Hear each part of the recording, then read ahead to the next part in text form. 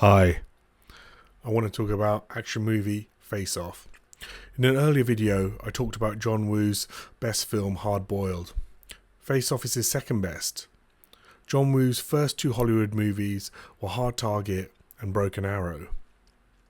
I remember being very disappointed with Hard Target.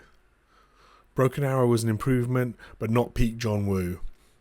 Still, I couldn't wait for Face Off. I remember seeing it at university and being thoroughly entertained.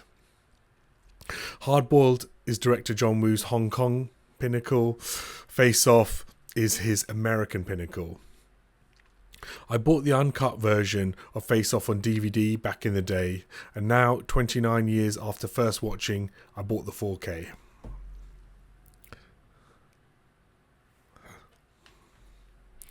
Face Off is a weird hybrid of cheesy sentimentality and extraordinarily orchestrated mayhem. That combo makes the movie even more bonkers. For the uninitiated, wait till you get a load of the plot. Nicolas Cage plays a terrorist for hire. He is presented with no real ideology beyond a drive to satisfy all his desires. Nick Cage is unhinged and off the leash in Face Off. What a 1997 he had with this and Con Air. Cage plays Castor Troy, who in the opening tries to murder his law enforcement nemesis Sean Archer, played by John Travolta, who acting-wise also seems to be enjoying himself. Troy fails to take out Archer, but instead accidentally kills Archer's 5-year-old son. The film jumps forward 6 years, and we see a wan, dogged Archer narrowing down his year's search for Troy to Los Angeles. Archer is the head of a covert anti-terrorism unit of the FBI. The first action scene is stupendous, involving a jet, a helicopter, and an aircraft hangar. There is a barrage of sparks, shrapnel, and gunfire. The melee rivals the tea house scene in Hard Boiled for chutzpah. After plenty of casualties, Troy is eventually subdued so severely that he ends up in a coma. You'd think that would be the end of the movie, but Archer finds out that Troy has planted a chemical bomb in Los Angeles. The only conscious person who knows its whereabouts is Pollux, Castor's brother, who is in a maximum security prison. So, a senior member of law enforcement decides that the only way for them to get the location of the deadly device is for Archer to swap faces with Troy in an experimental medical procedure, then be sent to prison as Troy and coax the information from Pollux. It obviously goes wrong. Troy wakes up and forces the medics to give him Archer's face. Troy kills all those who knew about this illegal and completely secret operation. Troy leaves Archer in prison, frees Pollux, and then plans to live Archer's life to unleash chaos from a position of authority. I know what you're thinking. What a believable, socially realist plot. Of course, the audience must suspend its disbelief.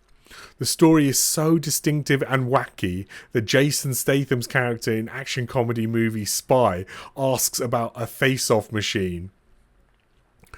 Face Off evokes various emotions. The dialogue is often clunky and groansome. Proceedings are rife with symmetry and mirroring of words and actions. There's that hand drag down the face that Archer does as an act of endearment. It is so cringe. Beyond the family melodrama, which exists for both Archer and Troy, Face Off is also part action flick, part sci-fi flick, part horror movie. Both Archer and Troy have snazzy wardrobes, Sean in stylish three-piece suits, Castor in wealthy flamboyance, with at one point a gust of wind slow-mo billowing his coat. Them playing off each other is a joy. The banter fizzes with humour and taunting. The action isn't as relentless as Hard Boiled, though there are many standout scenes. I still remember the "Has anyone got a light? Has anyone got a light?" line from one of the great prison breakout scenes in movies. It rivals the breakout and prison riot scenes in Extraction 2, Mission Impossible Ghost Protocol, Killzone 2, and Natural Born Killers. Face Off is dialed to 11 for a Hollywood movie. Proceedings are over the top and bombastic. Even the melodrama. There's that loft apartment shootout done to the song Over the Rainbow. A John Woo trademark is the cacophony of bullet hits going off like fireworks. Does Face Off contain the best speedboat movie chase of all time? It arguably outdoes the speedboat chases in Indiana Jones and the Last Crusade and Dutch thriller Amsterdam'd.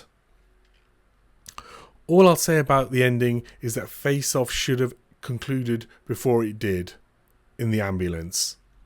There was too much neatness after. I'd have liked to wonder about the fates of the survivors. Troy really is dangerous, but Archer learns the hard way about the hazards of being myopic. I will say I did like the arguable moral of the story, which is living in your enemy's shoes can generate empathy and soften hate, while also allowing contrition to begin. But maybe I'm reading too much into the film. If you want to delve further into the ideas, tone, or themes of Face Off, I have some recommendations for you. Firstly, rivalry, where two leads on different sides of the law are given home lives. From Michael Mann, Heat, and Manhunter. Where in movies where both the protagonist and antagonist are compelling. The Last of the Mohicans, also from Michael Mann, and The Revenant, starring Leonardo DiCaprio and Tom Hardy. For gonzo action movies, see Birds of Prey. Not praised enough for me. It out-Deadpools Deadpool, in my opinion. Check out also The Shadow Strays from Indonesia. 13 Assassins from Japan, directed by Takashi Miike.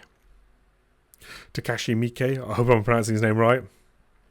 Fast and the Furious 5 and 6, the two peaks of the franchise. Crank 2, starring Jason Statham. And Sherlock Jr., starring Buster Keaton. And it's also my favourite silent movie of all time. If you watch Face Off, I hope you're entertained. If you enjoyed my review, feel free to subscribe to my channel and like this video.